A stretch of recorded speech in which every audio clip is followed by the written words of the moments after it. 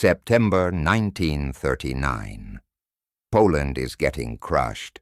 The German war machine is rolling through the country like it's nothing. Towns are falling in hours. Entire divisions are surrendering without firing a shot. The world is watching Poland die. And everyone knows it's just a matter of time before Warsaw falls and it's all over. But in a tiny village that most maps don't even bother printing, something different is about to happen.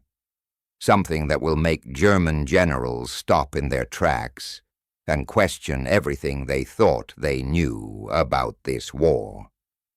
This is the story of the Battle of Wisna, and I'm going to tell you exactly how 300 men held off 40,000 German soldiers for 3 days when every military expert said it was impossible. Let's set the scene. It's September 1st, 1939. Hitler just launched the invasion of Poland. The Wehrmacht is using something the world has never seen before. They call it Blitzkrieg, lightning war. It's not just about having more tanks or more planes. It's about speed, coordination, and hitting so hard and so fast that the enemy can't even think straight. Poland never stood a chance. At least that's what everyone thought. The German plan was simple. Punch through Poland from multiple directions, surround the Polish armies before they can retreat, cut off their supply lines, make them panic, and it was working. The Polish military was brave, sure, but they were using tactics from the last war. Cavalry charges against tanks, scattered defenses against concentrated attacks. It was a slaughter. In the north, German forces are pushing toward the city of Bialystok. Once they take that, the road to Warsaw is wide open. There's just one problem. Well, not really a problem. More like a small inconvenience. Between the German army and Bialystok, there's a river, the Narew River. And crossing rivers takes time, even for the mighty Wehrmacht. The Germans need to cross at Wisna. It's not a glamorous place, just a small village with a few houses, some fields, and a couple of bridges. Most of the villagers have already run away. They know what's coming. But someone needs to hold those bridges. Someone needs to buy time for the Polish army to regroup, to set up defenses around Bialystok and Warsaw, to figure out some kind of strategy that might, not just might, give Poland a fighting chance. That someone is Captain Ladislaw Raginis and his 300 men. When Raginis gets his orders, he knows exactly what they mean. Hold Wisna. Delay the Germans for as long as possible. Nobody says it out loud, but everyone understands. This is a suicide mission, the kind of order that sounds noble in a history book, but feels very different when you're the one getting it. Raginis is 32 years old. He's not some grizzled veteran covered in medals. He's just a regular officer who did his job and tried to do it well. But now he's being asked to do something that seems impossible. Stop an entire German army with 300 soldiers and pray that somehow it matters. His men are from the 135th Infantry Regiment and the 113th Infantry Regiment. They're not elite commandos. They're regular guys, farmers, factory workers, students. Some of them barely finished their military training. They have old rifles, a few machine guns, some mortars, and not nearly enough ammunition for what's coming. No tanks, no air support, no way to call for reinforcements because there are no reinforcements to call. But they have something else. They have the land itself. Raginis looks at the terrain around Wisna and realizes something. This place, This forgettable little village in the middle of nowhere is actually a natural fortress if you know how to use it. The Narew River splits into multiple channels around Wisna. Between these channels are swamps, thick, muddy, impossible swamps that will swallow tanks and trucks like they're nothing. The Germans can't just roll through. They have to use the roads, the bridges, the few pieces of solid ground that exist. And that means Raginis knows exactly where they're coming from. He splits his 300 men into 18 bunkers and defensive positions spread across the area. Each bunker covers a different approach to the bridges. They overlap their fields of fire so that if Germans attack one position, the others can hit them from the side. It's basic defensive tactics. But when you only have 300 men, every decision matters. The bunkers aren't fancy. They're made of logs, dirt, and whatever materials the soldiers can scrounge up. But they're low to the ground, hard to spot, and surprisingly tough. The soldiers dig in deep. They camouflage everything with branches and grass. From a distance, you'd never know they were there.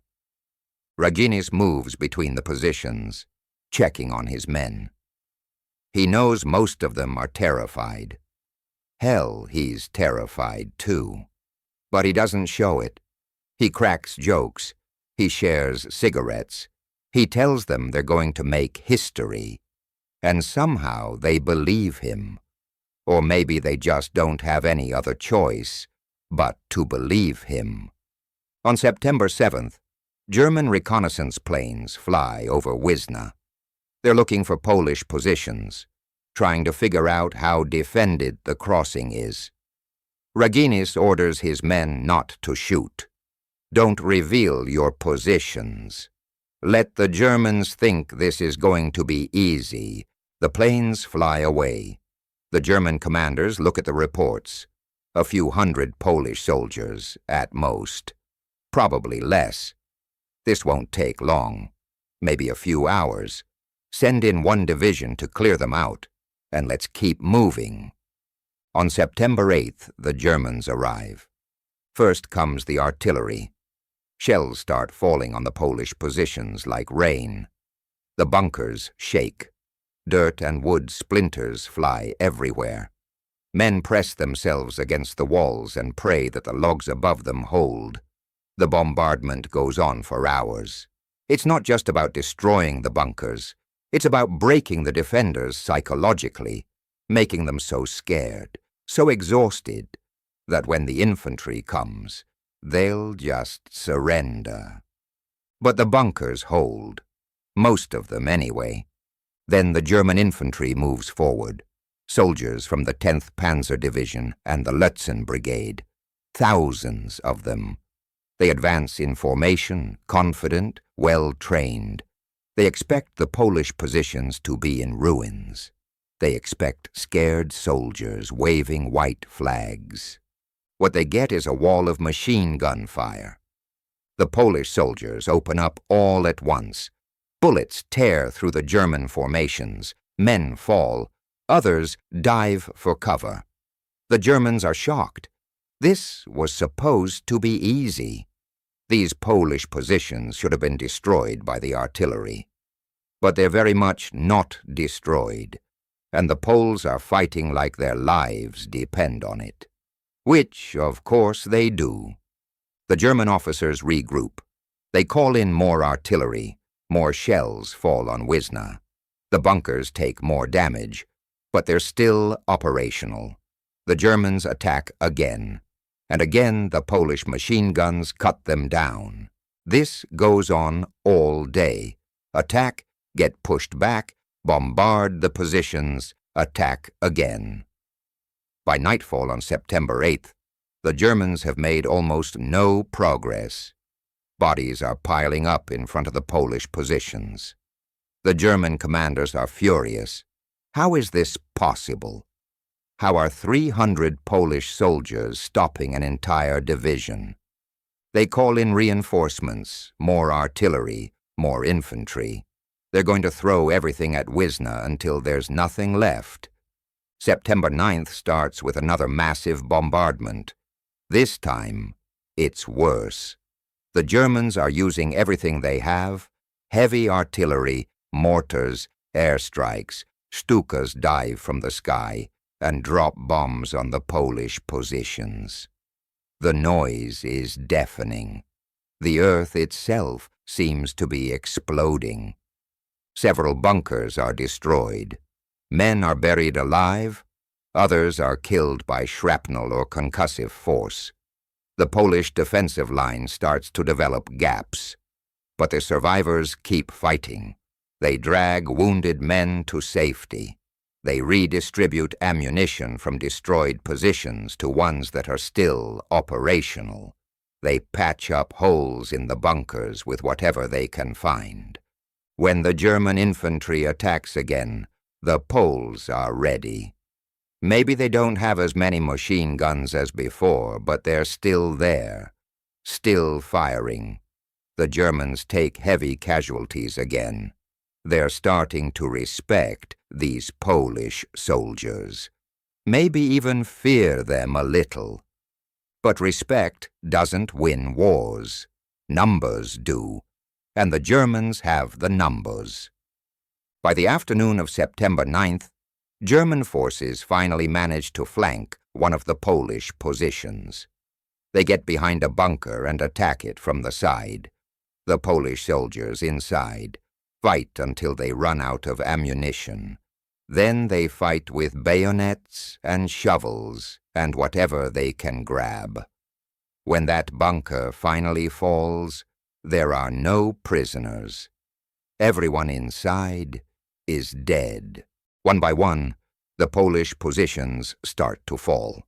Not because the soldiers stop fighting, but because you can't hold a position when you're out of bullets and surrounded by enemies. The defensive line that Ragini so carefully constructed is collapsing. But it's taking time, so much time. Every bunker that falls costs the Germans hours and dozens of casualties. The German advance, which should have taken half a day, is now entering its third day. Other German units are waiting behind the 10th Panzer Division, unable to advance because the road is blocked. The entire invasion timetable is getting messed up. German commanders are screaming into radios, "Why is this taking so long? It's just 300 Polish soldiers. We have tanks, we have planes, we have 40,000 men." What is happening at Wisna? What's happening is that Captain Raginis and his men are fighting like they have nothing to lose, because they don't. Climax/key moment, September 10th, the third day. By now, most of the Polish bunkers are destroyed. Maybe 100 Polish soldiers are still alive, scattered across a few remaining positions. They're almost out of ammunition. They're exhausted. They're wounded. They know it's over. Captain Raginis is in his command bunker. It's one of the last positions still holding. German soldiers are closing in from all directions. He can hear them shouting in German. He can hear the sounds of fighting getting closer. He gathers the men who are still with him, maybe 20 soldiers. Some are wounded so badly they can barely stand. Raginis looks at them and makes a decision. He orders the soldiers who can still walk to try to escape through the swamps. Go, get out of here. Find other Polish units. Keep fighting. Some of them refuse. They want to stay with their captain. But Raginis makes it an order. Go. That's not a request. The soldiers slip out of the bunker and disappear into the swamps. Some of them will make it. Some won't. But at least they have a chance. Raginis stays behind with the wounded. He's not going to leave them. and he's not going to surrender. Before the battle started, Raginis made a vow. He swore on his honor as a Polish officer that he would not retreat, that he would hold Wisna or die trying. Some people thought it was just dramatic rhetoric, the kind of thing officers say to inspire their men. But Raginis meant it literally. When the Germans finally storm the command bunker, they find Raginis and the wounded soldiers inside. There's a brief exchange. The Germans demand surrender. Raginis refuses. There's shouting, confusion, and then an explosion. Raginis detonates the last grenade in the bunker. He kills himself and several German soldiers rather than surrender. The wounded Polish soldiers who couldn't escape are killed in the explosion or shot immediately after. The Battle of Wisna is over. The Germans finally control the crossing. But it took them 3 days, thousands of casualties, and a level of effort that nobody expected. A battle that should have lasted a few hours became a 3-day nightmare that delayed the entire German advance in the region. So what happened next? The German army moves on. They take Bialystok. They keep pushing toward Warsaw. Poland falls, just like everyone predicted. By the end of September, the country is divided between Germany and the Soviet Union. It's a disaster, a complete catastrophe. And for years, nobody talks about Wisna. It's just a footnote in a much larger story. 300 Polish soldiers died in a forgotten battle in a forgotten village. Who cares? Poland lost anyway. But here's the thing. Those 3 days mattered. The delay at Wisna gave the Polish army time to evacuate civilians from Bialystok. It gave them time to move equipment and supplies. It disrupted German logistics and forced them to commit way more resources to a minor crossing than they ever planned. Every hour that Raginis and his men held out was an hour that somewhere else, Polish soldiers and civilians had a chance to prepare, to escape, to survive. You can't measure that kind of impact in simple terms. Wisna didn't change who won the war, but it changed the details. It saved lives. It bought time. And sometimes that's all you can do. After the war, Poland ends up under Soviet control for decades. The communist government doesn't like talking about Wisna because it doesn't fit their narrative. They want to emphasize Soviet heroes, not Polish ones. So Raginis and his men are kind of forgotten for a while. But the Polish people don't forget. In villages and towns across Poland, people tell the story of the 300 men who held the line at Wisna. They compare it to Thermopylae, and honestly, the comparison is fair. Both battles involved a small force holding off a massive army in a narrow passage. Both ended with everyone dead. Both bought time for their countries, even though they knew they couldn't win. The difference is that everyone knows about the Spartans. There are movies, books, comics, but Wisna, most people outside Poland have never heard of it. In 1939, right after the battle, the German soldiers who fought at Wisna actually respected their enemy. There are reports of German officers saying things like, "These Poles fought like lions, and I have never seen such bravery."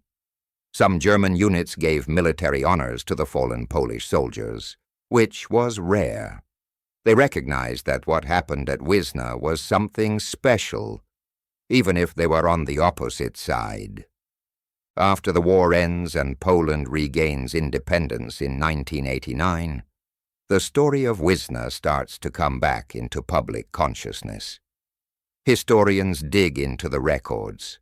Survivors who managed to escape the battle tell their stories. The village of Wisna puts up monuments and memorials. Today there's a memorial at Wisna dedicated to Captain Raginis and his men. It's not a huge tourist destination. Most people driving through the area probably don't even notice it. But it's there. A reminder that 300 ordinary men did something extraordinary. There are also historians who debate the details. How many men were actually at Wisna? Was it exactly 300 or maybe 400? How many Germans were really involved? Was it 40,000 or more, like 20,000? These debates happen with every historical event. People argue about numbers and details. But here's what we know for sure. A small group of Polish soldiers held a defensive position against a vastly superior German force. They held it for 3 days when it should have fallen in hours.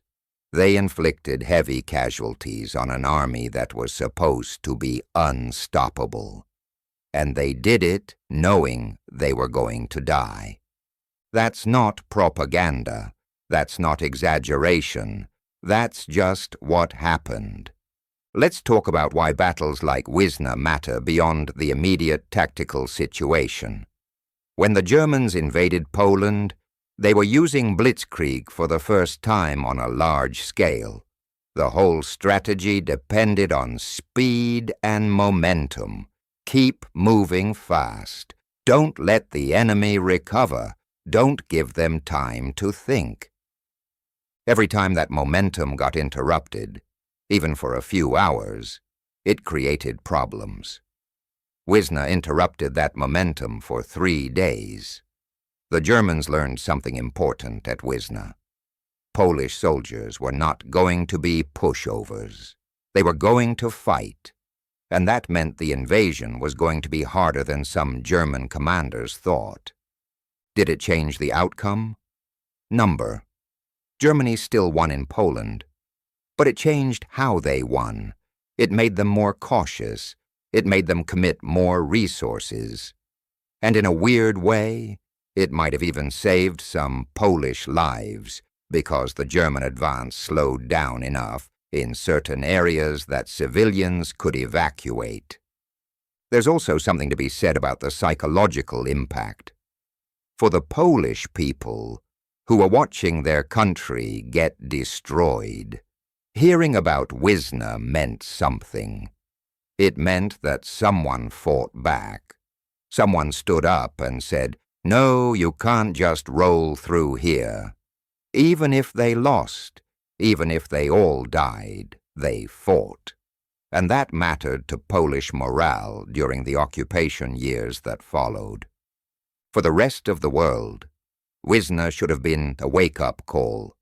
If 300 Polish soldiers could hold off the Germans for 3 days, what could a well-prepared, well-equipped army do? Britain and France were watching Poland fall and trying to figure out what to do. The Battle of Wisna showed that German forces could be stopped, could be delayed, could bleed. You just needed the will to fight. Unfortunately, most of the world wasn't paying attention. They were too focused on the fact that Poland was losing to notice how hard some Polish units were fighting. The French built the Maginot Line and assumed they were safe. The British tried to negotiate. Everyone was hoping the war would somehow not spread. We know how that turned out. Let's talk about Captain Raginis specifically. Who was this guy?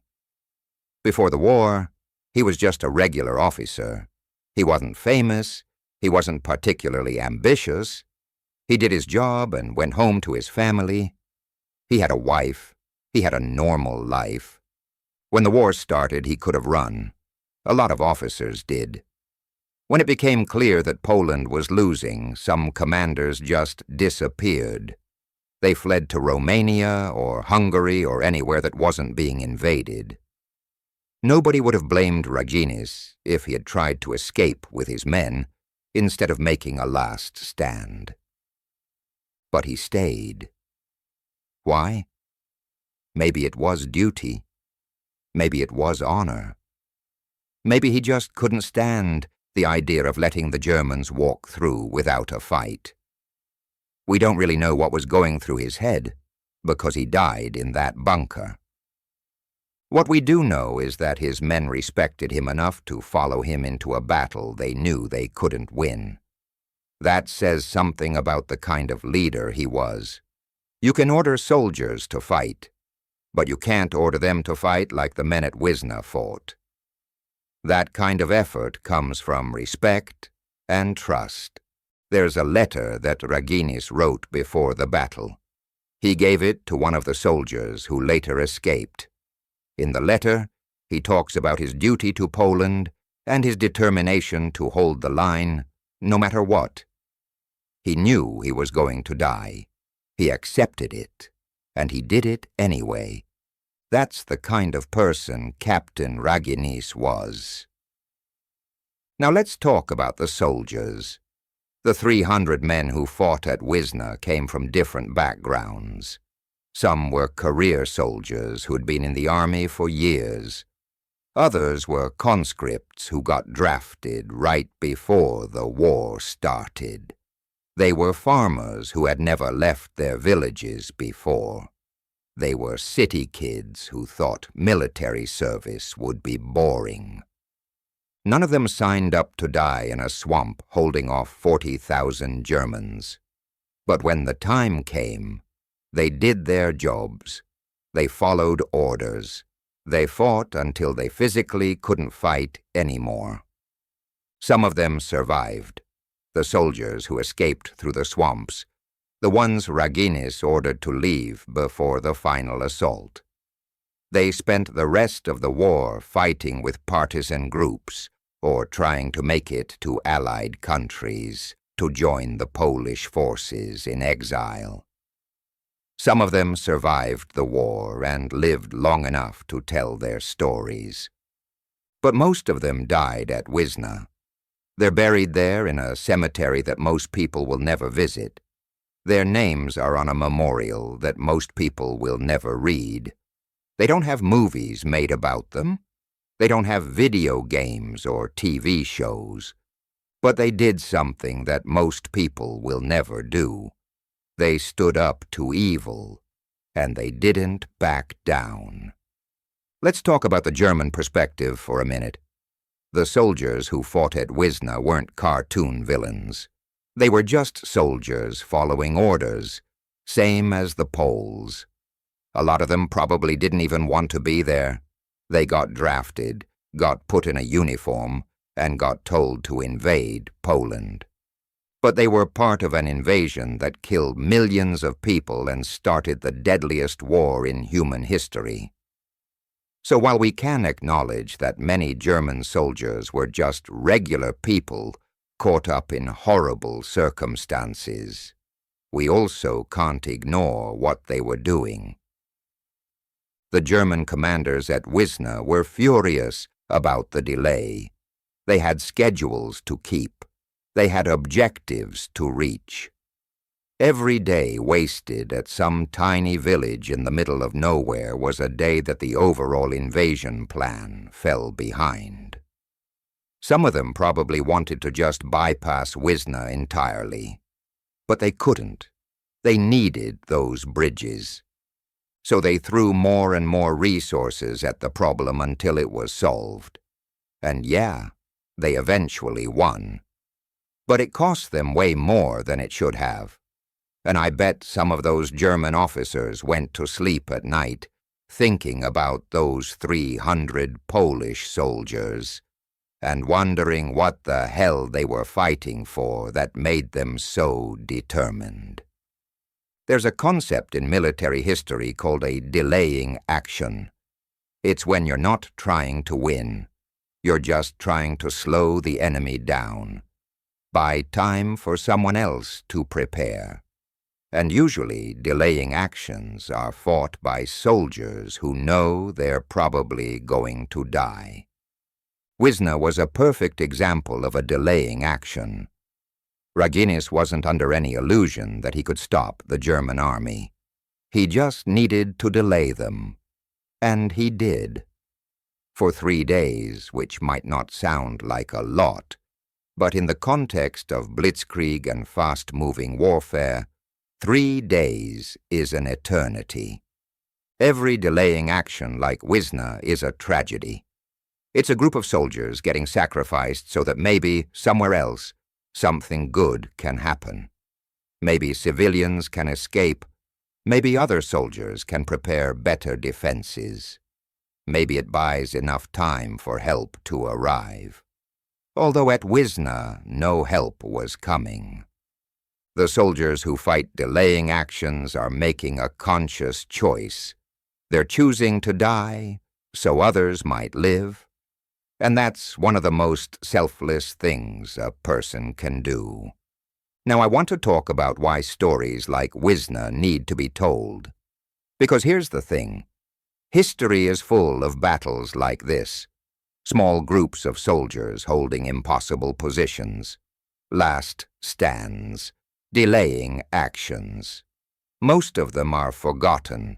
They get buried in the broader narrative of whatever war they were part of.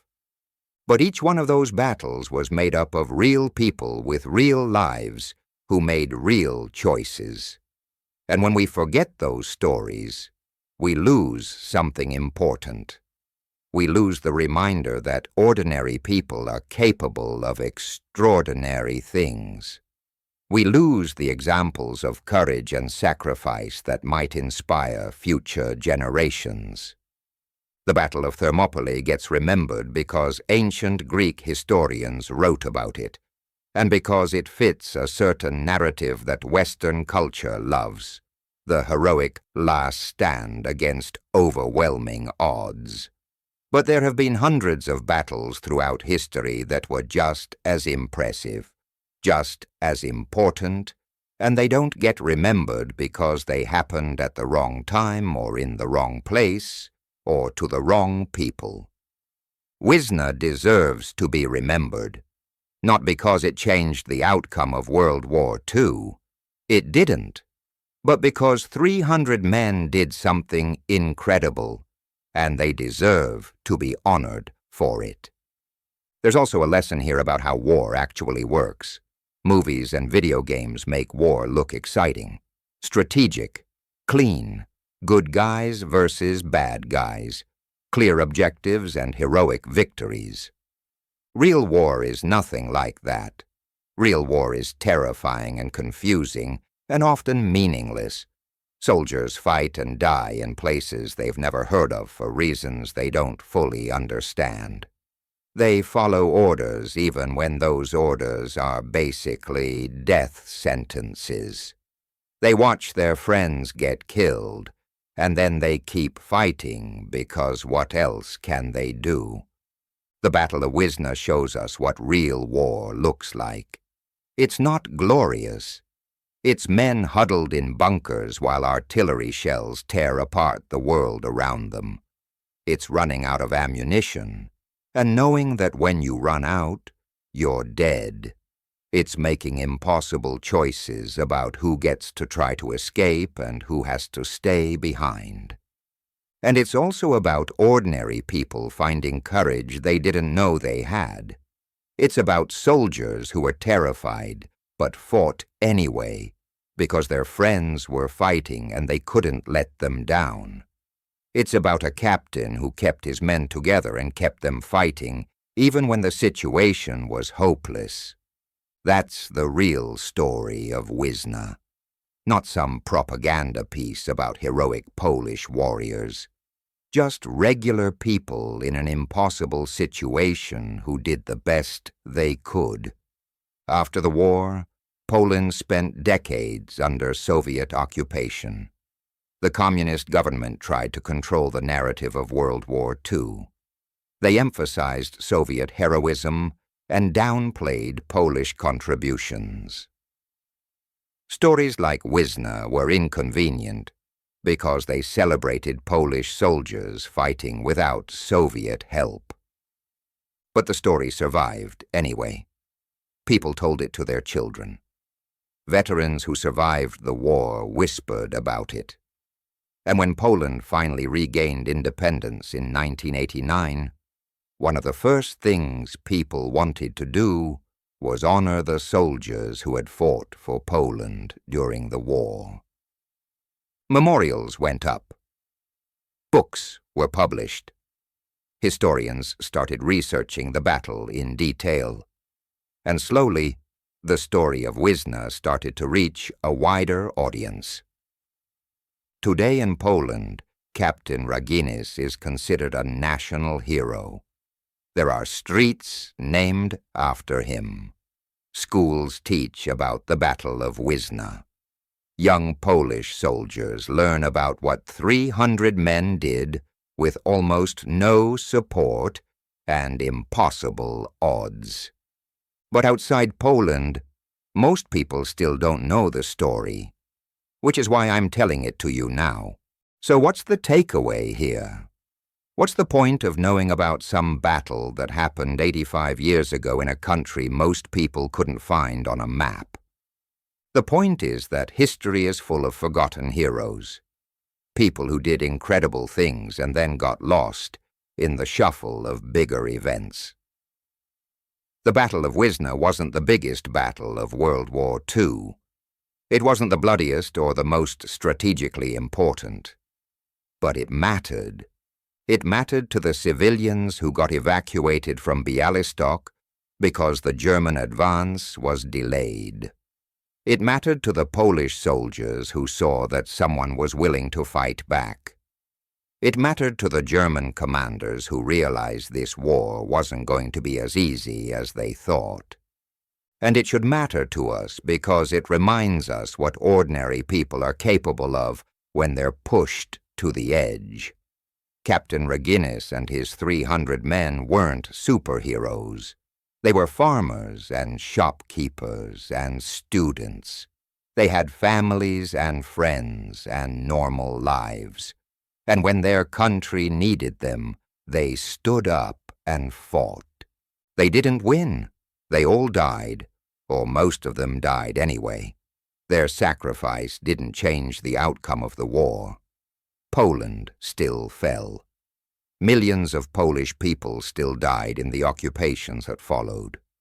The Battle of Wisna didn't prevent any of that. But it mattered anyway, because sometimes the most important thing you can do is stand up and say, no. Even if you lose, even if nobody remembers, you stand up and you fight because it's the right thing to do. That's the legacy of Wisna. Not victory, but resistance.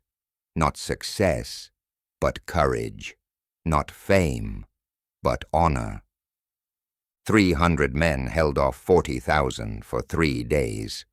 They held the line when everyone else was retreating. They fought when the situation was hopeless, and they died doing their duty. The world should remember their names. We should tell their stories. Because if we don't, who will?